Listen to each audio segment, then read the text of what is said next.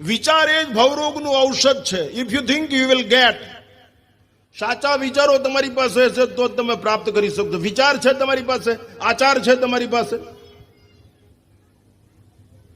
વિચાર જોઈ, આચાર જોઈ. સાચા વિચારો નહીં હોય, સાચો આચાર નહીં હોય, આચાર પ્રથમો ધર્મ, આચાર નહીં હોય તો તમે ફેંકાઈ જશો. ક્યાં સુધી ટકી શકશો? જેની પાસે આચાર હોય ને ભગવાનને કહી શકે કે દરવાજો ખોલી નાખ, તે કીધું એના કરતા હું સારું જીવીને આવ્યો છું.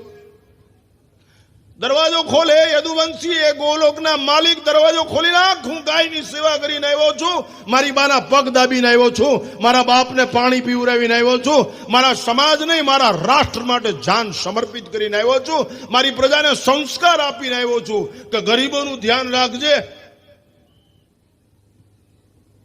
હું વારસો દઈને આવ્યો છું, સંસ્કાર દઈને આવ્યો છું. સત્તા સંપત્તિની ભૂખમાં પ્રજાને ફસાવી નથી આવ્યો, સંસ્કારના વહેણમાં ઘડીને આવ્યો છું.